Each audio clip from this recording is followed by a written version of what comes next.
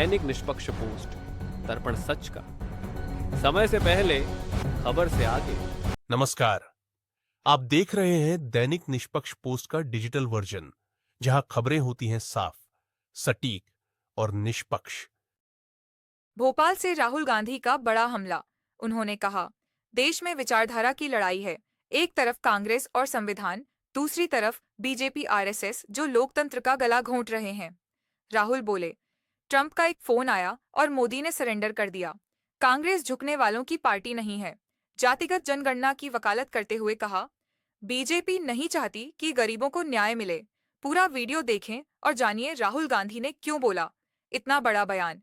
दैनिक निष्पक्ष पोस्ट को like, share, subscribe करना न भूलें। उधर से ट्रंप ने एक इशारा किया, फोन उठाया, कहा मोदी जी क्या कर रहे हो?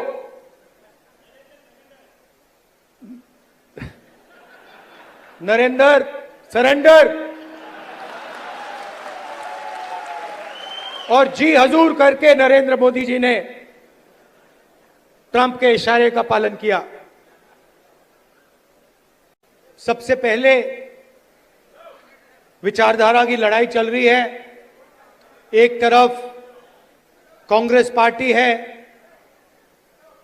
हमारा कॉन्स्टिट्यूशन है, और दूसरी तरफ बीजेपी और आरएसएस जो इसको मानती नहीं है और इसको खत्म करना चाहती है। हिंदुस्तान की सारी संस्थाओं को, इंस्टीट्यूशंस को उन्होंने पकड़ लिया है। हर संस्था में उन्होंने अपने लोग डाले हैं और देश को आस्ते आस्ते देश का वो गला घोट रहे हैं। तो पहली लड़ाई संविधान की है। एक तरफ हम कांग्रेस पार्टी, हमारी विचारधारा, और दूसरी तरफ आरएसएस जो संविधान के खिलाफ खड़े हैं। ये बीजेपी आरएसएस वालों को अब मैं अच्छी तरह जानता हूं। इन पर थोड़ा सा दबाव डालो, थोड़ा सा धक्का मारो, डर के भाग जाते हैं ये लोग। जैसे उधर से ट्रंप ने एक इशारा किया, फोन उठाया, कहा मोदी जी क्या कर रहे हो?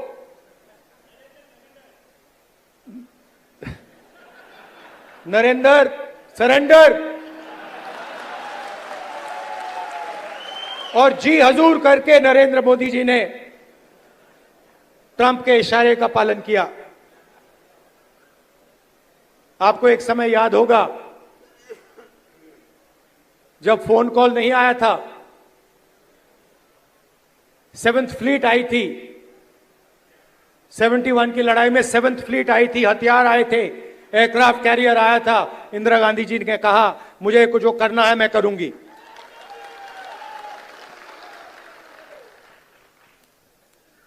ये फर्क है, इनका कैरेक्टर है। ये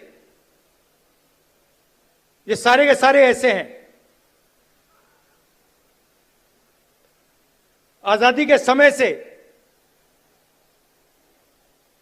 सरेंडर वाली चिट्ठी लिखने की आदत है। एक सेकंड में थोड़ा सा दबाव पड़े, भैया ये लो। हाँ, तो ये इनका कैरेक्टर है। कांग्रेस पार्टी सरेंडर नहीं होती है। गांधी जी, जवाहरलाल नेहरू, सरदार पटेल, ये सरेंडर वाले लोग नहीं हैं। ये सुपर पावर से लड़ने वाले लोग हैं।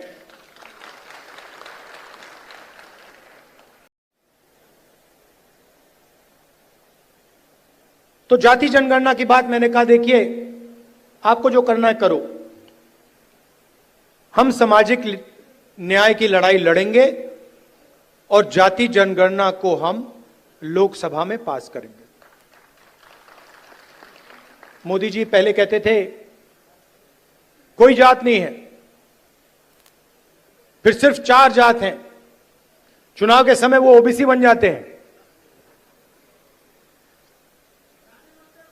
गडकरी जी ने कहा, मोहन भगवत ने बयान दिए,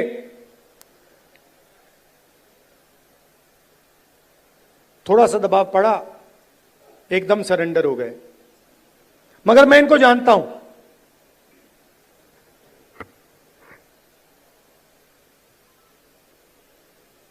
जैसे इन्होंने महिला आरक्षण का काम किया था, वो 10 साल बाद वाला, यहां भी वही कोशिश है इनकी। ये करना नहीं चाहते हैं,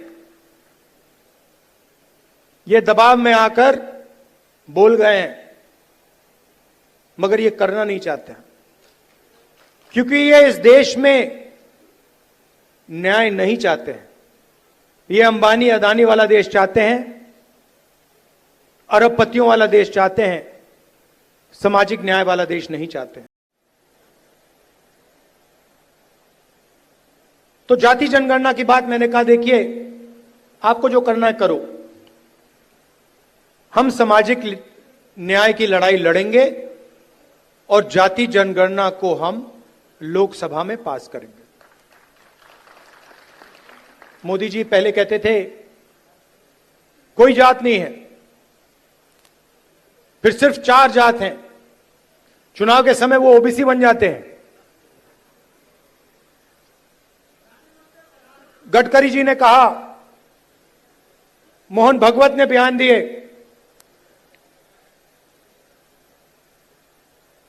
थोड़ा सा दबाव पड़ा, एकदम सरेंडर हो गए।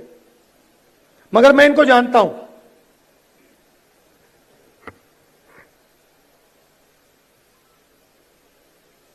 जैसे इन्होंने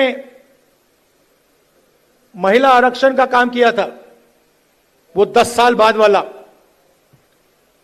यहां भी वही कोशिश है इनकी। ये करना नहीं चाहते हैं, ये दबाव में आकर बोल गए हैं, मगर ये करना नहीं चाहते हैं, क्योंकि ये इस देश में न्याय नहीं चाहते हैं। ये अंबानी अदानी वाला देश चाहते हैं, अरबपतियों वाला देश चाहते हैं, सामाजिक न्याय वाला देश नहीं चाहते हैं। बीजेपी आरएसएस वालों को अब मैं अच्छी तरह जानता हूं, इन पर थोड़ा सा दबाव डालो, थोड़ा सा धक्का मारो, डर के भाग जाते हैं ये लोग। जैसे उधर से ट्रंप ने एक इशारा किया, फोन उठाया, कहा मोदी जी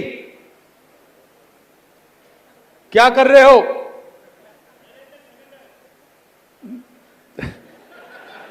नरेंद्र सरेंडर, और जी हजूर करके नरेंद्र मोदी जी ने ट्रंप के इशारे का पालन किया। आपको एक समय याद होगा जब फोन कॉल नहीं आया था, 7th फ्लीट आई थी, 71 की लड़ाई में 7th फ्लीट आई थी, हथियार आए थे, एयरक्राफ्ट कैरियर आया था। इंदिरा गांधी जी ने कहा मुझे कुछ जो करना है मैं करूंगी।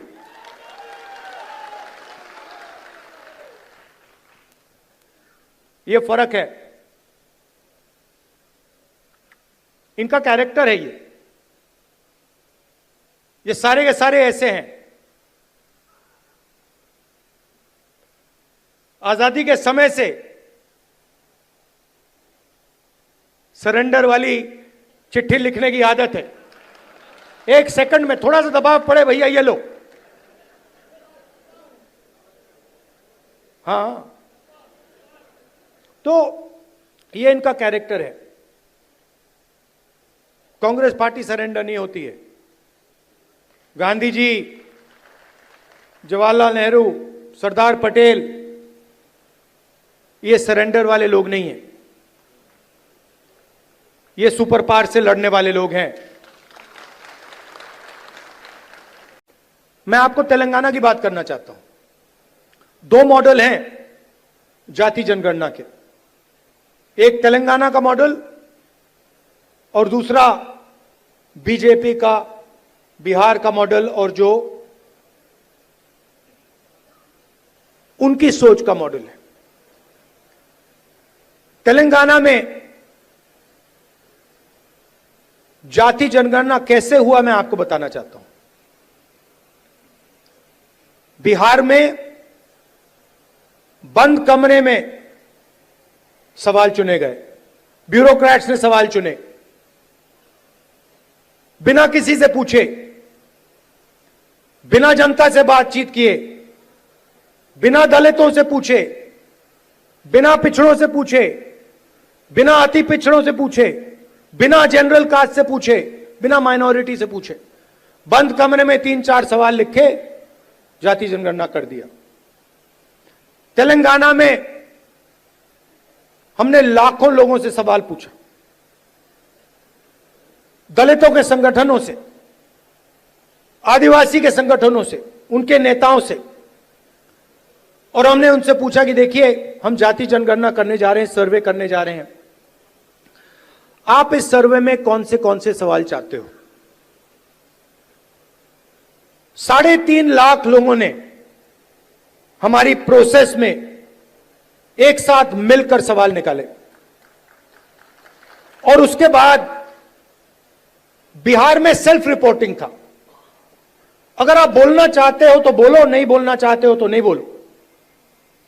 तेलंगाना में हर व्यक्ति, हर परिवार के घर में सरकार के ऑफिसर्स गए और उन्होंने उनसे सवाल पूछे।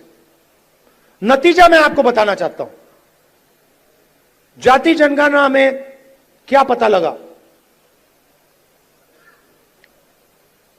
तेलंगाना का जो कॉर्पोरेट स्ट्रक्चर है, प्राइवेट सेक्टर है, आप हैरान हो जाओगे। तेलंगाना का जो प्राइवेट स्ट्रक्चर है, प्राइवेट सेक्टर है, सीईओज, सीनियर मैनेजमेंट, कंपनी के मालिक, इन सब की लिस्ट में आपको एक दलित, एक आदिवासी, एक पिछड़ा वर्ग का व्यक्ति नहीं मिलेगा। यह सच्चाई है। तेलंगाना में जो भी कॉन्ट्रैक्ट सरकार देती है, सारे के सारे कॉन्ट्रैक्ट्स 5% लोगों को मिलते हैं। उसमें ना कोई दलित है, ना कोई आदिवासी है, ना कोई पिछड़े वर्ग का व्यक्ति है। यह सच्चाई है। और पूरा का पूरा धन 2-3 लोगों के हाथ में जा रहा है। डिफेंस की इंडस्ट्री देखो, वहां आपको अदानी दिखेगा। छत्तीसगढ़ में माइनिंग देखो, वहां आपको अदानी मिलेगा। अदानी की सड़कों पे चलो, इंफ्रास्ट्रक्चर भी उसका, सीमेंट भी उसका, और कोई है ही नहीं। मतलब इन 2-3 लोगों को छोड़कर ऐसा लगता है कि इस देश में कोई बिजनेस वाला रहा ही नहीं। उधर अमेरिका में केस लगा हुआ है अदानी के खिलाफ, मगर हिंदुस्तान में जो भी ये करना चाहता है कर सकता है। क्यों? नरेंद्र मोदी का दोस्त है।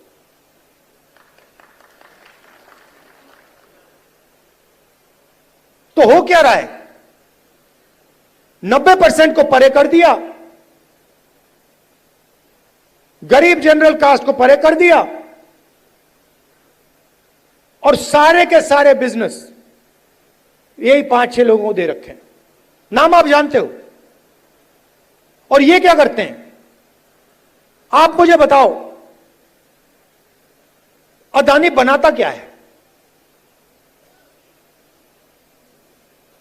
अदानी पूरा का पूरा चाइना का माल हिंदुस्तान में बेचता है।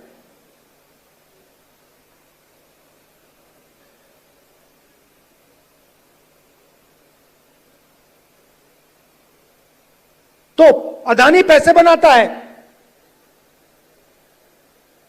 अंबानी पैसे बनाता है, और चाइना अपना माल हिंदुस्तान में बेचता है। यह फोन जो है, यह अदानी अंबानी जैसे लोग बेचते हैं हिंदुस्तान में, मगर इस फोन से चाइना के युवा को रोजगार मिलता है, हिंदुस्तान के युवा को रोजगार नहीं मिलता है। वो सब कुछ बनाते हैं, शर्ट, पैंट,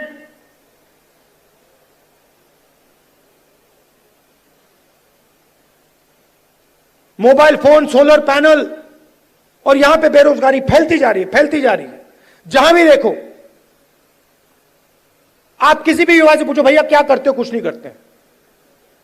क्या काम करते हो? नहीं, कुछ नहीं करते।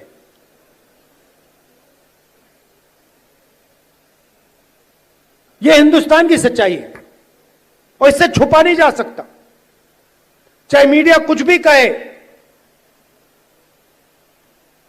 देश की सच्चाई है कि इस देश के युवाओं को रोजगार नहीं मिल सकता और इस देश के युवाओं का कोई भविष्य नहीं है। अगर आपको बिजनेस चलाना है हिंदुस्तान में, या आपका नाम अदानी हो या अंबानी हो, नहीं तो आपके लिए डिमोनेटाइजेशन, गलत जीएसटी,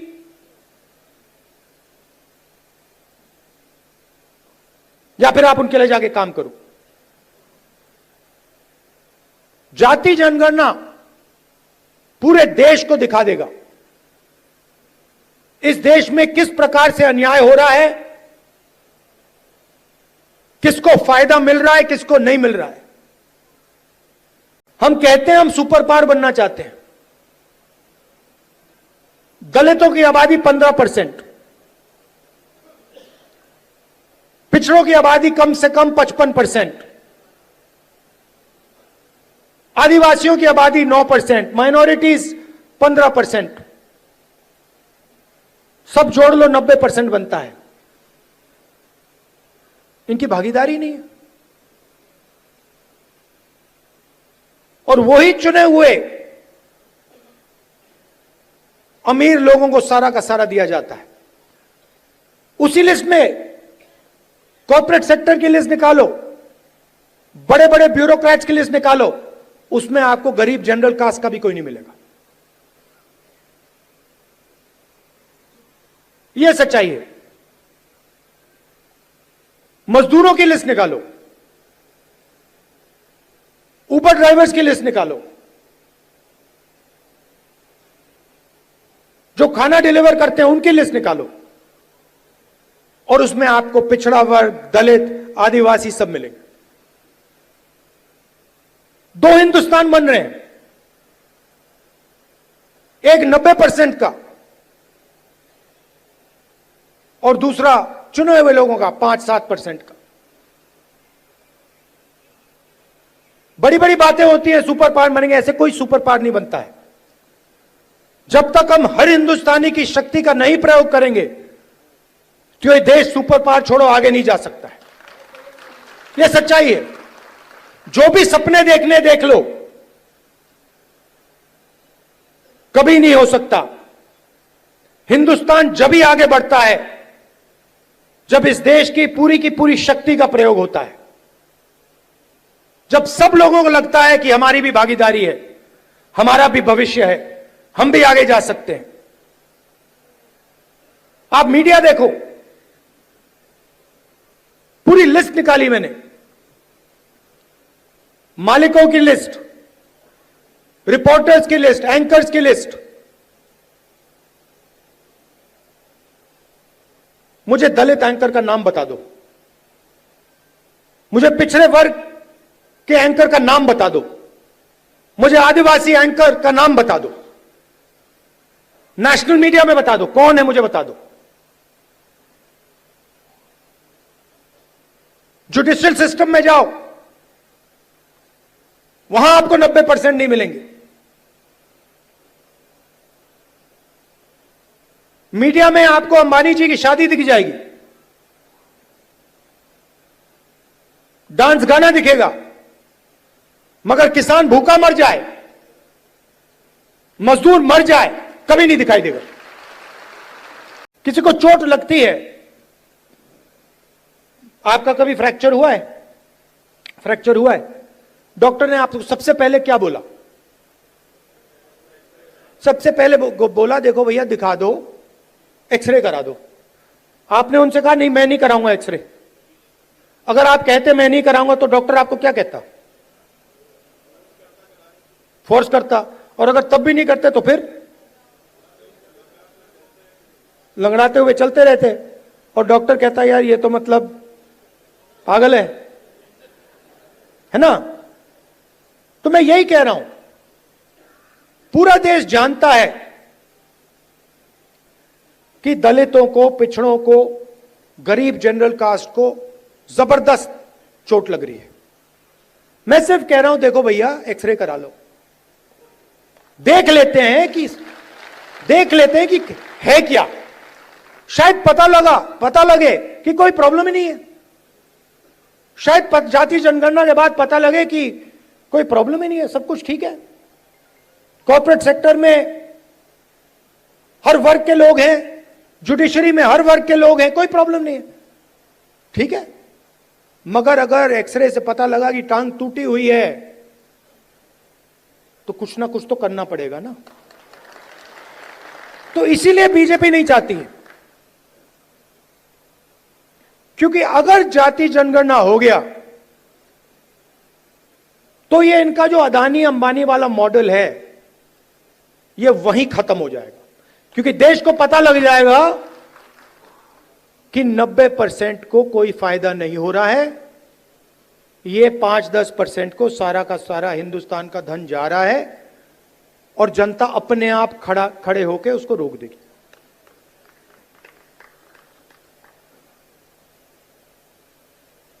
ये लड़ाई चल रही है। और तेलंगाना मॉडल जो है वो जाति जनगणना करने का सही मॉडल है। तो हम जो चाहते हैं, जो जाति जनगणना होगा, चाहे मोदी करे या कांग्रेस पार्टी करे, वो तेलंगाना मॉडल वाला जाति जनगणना होगा। जो लोग मध्य प्रदेश में कांग्रेस पार्टी के डिस्ट्रिक्ट प्रेसिडेंट्स बनेंगे, वो ही इस पार्टी को मध्य प्रदेश में भविष्य में चलाएंगे। कैसे? जो नया डिस्ट्रिक्ट प्रेसिडेंट बनेगा वो पुराना डिस्ट्रिक्ट प्रेसिडेंट जैसा नहीं होगा। फर्क क्या होगा मैं आपको सिंपल तरीके से बता दूंगा। नए डिस्ट्रिक्ट प्रेसिडेंट को हम ऑब्जेक्टिव तरीके से नापेंगे। वोट बढ़ रहे हैं, हां या ना? लोकल बॉडी के चुनाव में, एमएलए के चुनाव में, एमपी के चुनाव में वोट बढ़े या घटे, हां या ना? दूसरा, डिस्ट्रिक्ट में जब कांग्रेस पार्टी की विचारधारा पर आक्रमण होता है, किसी दलित को, आदिवासी को, पिछड़े वर्ग को, गरीब जनरल कास्ट को, महिला को मारा जाता है, पीटा जाता है, दबाया जाता है, माइनॉरिटी को मारा जाता है, पीटा जाता है, दबाया जाता है, कांग्रेस पार्टी क्या वहां खड़ी मिली या नहीं मिली? और तीसरा, न्यू जनरेशन लीडरशिप, चाहे वो पार्टी के अंदर हो या पार्टी के बाहर, क्या उन लोगों को डिस्ट्रिक्ट में बढ़ावा दिया जा रहा है? क्या डिस्ट्रिक्ट प्रेसिडेंट और वर्कर के बीच में अच्छा संबंध है? क्या डिस्ट्रिक्ट प्रेसिडेंट सबको एक साथ लेकर आगे चल रहा है या अपनी ही राजनीति कर रहा है? ये उसकी जिम्मेदारियां हैं। मगर जिम्मेदारी बिना पावर नहीं दी जा सकती है। मैंने आपको जिम्मेदारी दे दी, मैंने आपको माइक दे दिया और ये जो कांग्रेस पार्टी में हम करते रहते हैं इसका कोई मतलब नहीं। तो अगर हम आपको माइक दे रहे हैं तो उसमें कम से कम 440 का करंट होना चाहिए। और 440 का करंट हम कैसे देंगे? जो हमारा डिस्ट्रिक्ट प्रेसिडेंट होगा उसकी आवाज लोकल बॉडी के कैंडिडेट्स को चुनने में, एमएलए के कैंडिडेट्स को चुनने में और लोकसभा के कैंडिडेट को चुनने में सुनाई देगी। अगर कोई सोचता है कि वो डिस्ट्रिक्ट प्रेसिडेंट को अलग कर दे और वो कांग्रेस पार्टी में आगे बढ़ेगा तो वो आज के बाद गलतफहमी में है। तो हम 55 लीडर चाहते हैं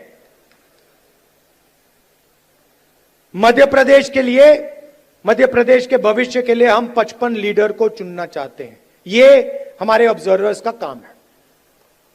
और उसके बाद जैसे मैंने कहा ब्लॉक का काम शुरू होगा, पंचायत लेवल का काम होगा, वार्ड लेवल का काम शुरू होगा। मगर ये एक बहुत गहरा कदम लिया जा रहा है। मैं जानता हूं कि आप लोग कांग्रेस पार्टी को आगे बढ़ाना चाहते हो और मैं जानता हूं कि आपको कितना फ्रस्ट्रेट किया जाता है। मैं यहां आपको यह बताने आया हूं कि मैं आपके साथ खड़ा हूं और जो भी कांग्रेस पार्टी की विचारधारा की रक्षा करेगा, जो भी कांग्रेस पार्टी को मध्य प्रदेश में बढ़ाने की कोशिश करेगा, उसके साथ मैं खड़ा मिलूंगा।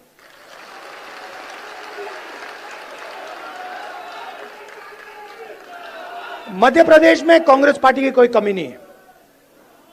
मैं आपको बता रहा हूं, आप मानो ना मानो, मैं आपको बता रहा हूं, जिस दिन आपने मन बना लिया, सिर्फ इस कमरे ने और किसी ने नहीं, जिस दिन इस कमरे में 20% लोगों ने मन बना लिया कि यार बीजेपी को उधेड़ के फेंकना है, उस दिन बीजेपी का आप परे कर दोगे।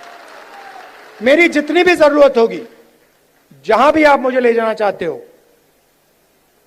आप मुझे बुलाओ, मैं हाजिर हो जाऊंगा। आप सबका दिल से बहुत बहुत धन्यवाद।